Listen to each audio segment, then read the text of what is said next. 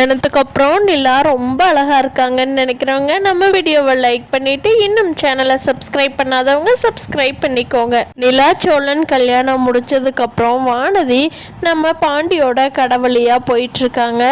அப்போ பாண்டி கடையில் வேலை செஞ்சிட்ருக்காரு. அப்போ வானதி கேட்குறாங்க, என்ன பாண்டி வீட்டில் எந்த வேலையும் இல்லையா, அன்னைக்கே கடைக்கு வந்துட்ட அப்படின்னு சொல்லி. இல்லை வானதி போகணும், ஒரு அர்ஜென்ட் பைக் இருந்ததுனால நான் இதை பார்த்துட்ருக்குறேன் அப்படின்னு சொல்கிறாரு. சரி சரி, ஆனாலும் உங்கள் கல்யாணத்தில் ரொம்ப அலப்பறை பண்ணுறீங்கப்பா நிலாவுக்கு இம்பார்ட்டன்ட் கொடுக்கறக்கு அப்படிங்கிறாங்க. ஏன் வானதி ஏன் அப்படி சொல்கிறா, கல்யாணமெல்லாம் நல்லபடியாக நடந்துச்சுல்ல அப்படின்னு கேட்கவும், அதெல்லாம் சூப்பராக இருந்ததுடா, வேறு எதுவும் குறை சொல்கிறக்கே இல்லை, சிம்பிளாக அழகாக பண்ணிட்டீங்கடா, அதெல்லாம் பிரச்சனை இல்லை. ஆனால் உங்கள் அண்ணியை தூக்கி தலையில் வச்சுக்கிட்டு ஆடுறீங்க பாரு 4 பேர் ஆட்டோ, அதை தாண்டா என்னால் தாங்க முடியல அப்படிங்கிறாங்க. அப்படியெல்லாம் இல்லடி, அண்ணி எல்லாருமே ரெஸ்பெக்ட் கொடுக்கணுமில்ல, அந்த மாதிரி தான் கொடுக்குறோமே தவிர நாங்கள் தலையில் தூக்கி வச்சு ஆடுற அளவுக்குலாம் எதுவும் பண்ணுறதில்ல அப்படிங்கிறாங்க. சரி, இதே அவங்களோட நிலைமையில் நான் இருந்திருந்தேன்னா நிஜமாக உங்கள் வீட்டில் எல்லோரும் இப்படித்தான் தாங்கன்னு தாங்குவீங்களாடா, நீ நான் பார்த்துக்குவடா, நான் எனக்காக பயந்துக்கிட்டு அதுவும் மற்ற 3 பேரும் வேலையை பார்த்துக்கிட்டுன்ட்டு போயிடுவாங்க. நிஜமாக சொல்லோட உன் மனசாட்சி தொட்டு நிலாவுக்கான மாதிரி நமக்கு கல்யாணம் ஆச்சுன்னா இவங்க எல்லாருமே இப்படி பார்த்துக்குவாங்கன்னு அப்படிங்கிறாங்க.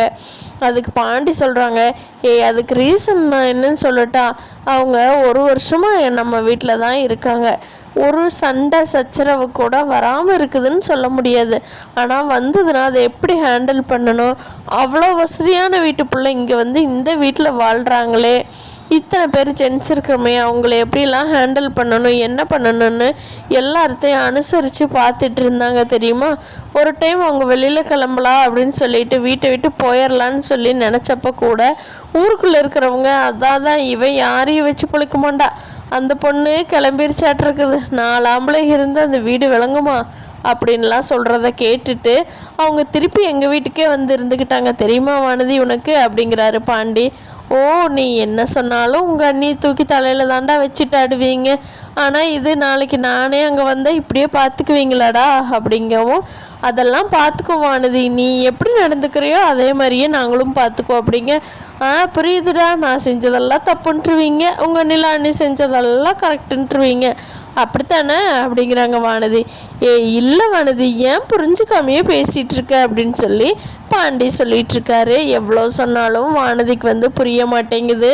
சில சண்டையாத்தான் முடிஞ்சு நான் வீட்டுக்கு போகிறப்போட அவனையெல்லாம் கல்யாணமே பண்ணல அப்படின்ட்டு கிளம்பி போயிடுறாங்க. பாண்டி நினைக்கிறாரு, நம்ம சோழன் சொன்ன மாதிரி இவன் நம்மளுக்கு செட் ஆக மாட்டாலோ, நம்ம தான் அவசரப்பட்டு இவ்வளோ லவ் பண்ணிட்டோமோ அப்படின்னு சொல்லி யோசிச்சுட்ருக்காரு பாண்டி. அவனோட அம்மா காரில் போக போக கேட்குறாங்க, எங்க நம்ம பொண்ணு அங்கே இருந்துக்குவாளா அப்படின்னு சொல்லி. அப்போ நிலாவோட அண்ணன் கேட்குறாரு, அப்பா நீங்கள் ரொம்ப அவசரப்பட்டுட்டீங்களோன்னு தோணுதுப்பா, எல்லாமே யோசிச்சு மெதுவாக தானே முடிவெடிப்பீங்க, அவளுக்கு என்ன அதுக்குள்ளே கல்யாணம் பண்ணி வைக்கணும், ஐயோ அந்த வீட்டை பார்த்துட்டாலே அப்படின்னு சொல்லி நிலாவோட அண்ணனும் சொல்கிறாங்க. நிலாவோட அண்ணி சொல்கிறாங்க, அந்த வீடு தாங்க அவளுக்கு பிடிச்சிருக்குதுன்னு சொல்கிறா, அப்புறம் மாமா என்ன பண்ண முடியும், அவளுக்கு பிடிச்ச வீட்லேயே இருந்துட்டு போகிறான்னு தான் மாமா கல்யாணம் பண்ணி வச்சுட்டாங்க, அது ஏங்க தப்புங்கிறீங்க அப்படிங்கிறாங்க. நீ கம்முன்றப்பா, உனக்கு தெரியாது, ஆனால் நிலா அந்த வீட்டில் இருக்கிறது ரொம்ப கஷ்டம், இப்படித்தான் இந்த 1 வருஷம் இருந்தாலும் இருந்துட்டு எப்படா நம்ம வீட்டுக்கு வரலான்னு நினைக்கிற பிள்ளைகளுக்கு மத்தியில் இவன் அந்த வீட்லேயே தான் இருக்கணும், எனக்கு அவனை கல்யாணம் பண்ணி வைங்கன்னு கேட்குறான்னா என்ன ஒரு தைரியம் அவளுக்கு அப்படின்னு சொல்லவும், ஆமாம் உங்கள் வீட்டில் இருக்கிறப்ப நீங்கள் இப்படியே பேசித்தான் அவள் இந்த வீட்டை விட்டு போனால் போதும்னு நினச்சி முடிவு பண்ணிவிட்டு போனவதான் திருப்பி நம்ம வீட்டுக்கு வரவே மாட்டேங்கிறா அப்படின்னு சொல்லி நிலாவோட அண்ணி சொல்கிறாங்க. நிலாவோட அப்பா கேட்குறாரு, ஏமா நீ எல்லாம் நம்ம வீட்டில் தானம்மா இருக்க, வேறு வீட்டில் இருந்து வந்த பொண்ணு, உன்னையெல்லாம் நாங்கள் நல்லா பார்த்துக்கிறது இல்லையா அப்படிங்கிறாங்க. மாமா எங்கள் அம்மா அப்பாவும் அதே மாதிரி நீங்களும் அதே மாதிரி, அதனால் எனக்கு செட் ஆகிடுச்சு மாமா, ஆனால் நிலாவுக்கு அப்படி இல்லை, நீங்கள் ஒரு மாதிரி அவள் போய் இருக்கிற வீடு ஒரு மாதிரி, அதனால் அவளுக்கு அங்கே தான் பிடிச்சிருக்கு. என்ன மாமா பண்ணுறது அப்படின்னு கேட்கவும், ஆமாம்மா என்ன பண்ணுறதுன்னு வேறு ஆப்ஷன் இல்லாதனால தானே அவளுக்கு என்னமோ சொல்லி பார்த்துட்டேன். நாளை பின்ன அவள் சீரழிஞ்சான்னா அப்போ தான் அப்பா சொன்னது எவ்வளோ கரெக்டுன்னு அவளுக்கு புரியும் அப்படிங்கிறாங்க. நிலாவோட அண்ணன் சொல்கிறாங்க, அதெல்லாம் முடியாது, அவள் தான் அந்த புருஷன் தானே வேணும்னு சொல்லிட்டு போயிட்டா. இன்னியெல்லாம் கஷ்டமோ நஷ்டமோ எதாக இருந்தாலும் அவள் அங்கேயே இருந்தால் அப்படியே மட்டும்தான் பார்த்துக்கணும் அப்படிங்க. டே சரிடா தாசு, கோவப்படாத, வண்டி ஓட்டிட்டு போ அப்படின்னு சொல்லி நிலாவோட அப்பா அவரை சமாதானப்படுத்திடுறாரு. மனசுக்குள்ள ஒரு வகையில் நல்லது, இப்படியா போகட்டும், எல்லா சொத்தும் நமக்கு தான் அப்படிங்கிற மாதிரி தாசும் மைண்டுக்குள்ளே யோசனை பண்ணிட்டாரு. இங்கே சோழனும் நிலாவும் கோயிலுக்கு கிளம்பி போகலான்னு சொல்லி போயிட்டாங்க. நிலா வந்து அந்த நார்மலான சாரியில் கூட அவ்வளோ அழகாக மின்றாங்க நைட் டைம்.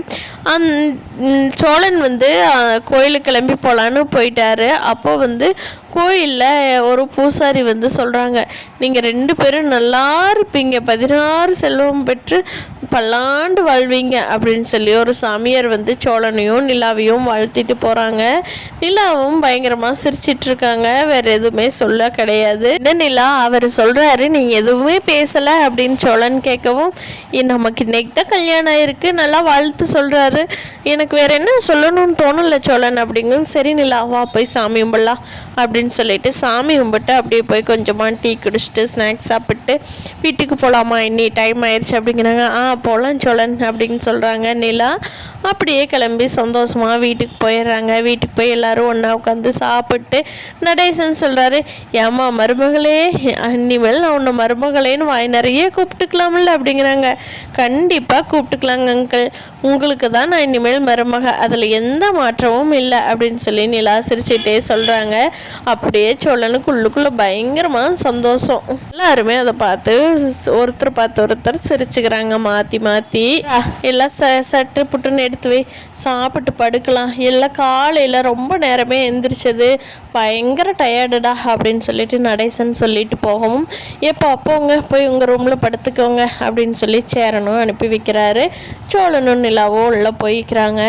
இவங்க 3 பேர் எப்பவும் போல் ஹாலில் படுக்கவும் பல்லவன் சொல்கிறான், அண்ணா இன்னைக்கு நம்ம சோழன் அண்ணன் இல்லாமல் நான் சோழன் அண்ணன் மேலே தான் கால் போட்டு தூங்குவேன், இன்னைக்கு அண்ணன் இல்லையே அப்படிங்க.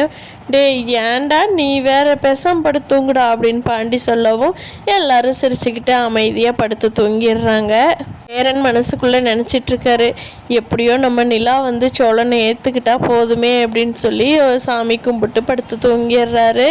அங்கே ரூமில் நம்ம சோழனும் நிலாவும் கோயிலில் நடந்த விஷயங்களையெல்லாம் கொஞ்ச நேரம் பேசிட்டு, அப்புறம் அவங்க அம்மா அப்பாலாம் அவ்வளோ சைலண்ட்டாக இருந்ததையெல்லாம் நினச்சி 2 பேரும் கொஞ்ச நேரம் எல்லா விஷயங்களையும் ஷேர் பண்ணிவிட்டு, சரி நிலா நம்ம படுத்துங்களாமா அப்படின்னு சோழன் சொல்லவும், நிலா ஓகே சோழன் அப்படின்னு சொல்லி நிலாவும் சோழனும் தன்னோட வாழ்க்கையை வந்து அழகாக ஸ்டார்ட் பண்ணுறாங்க.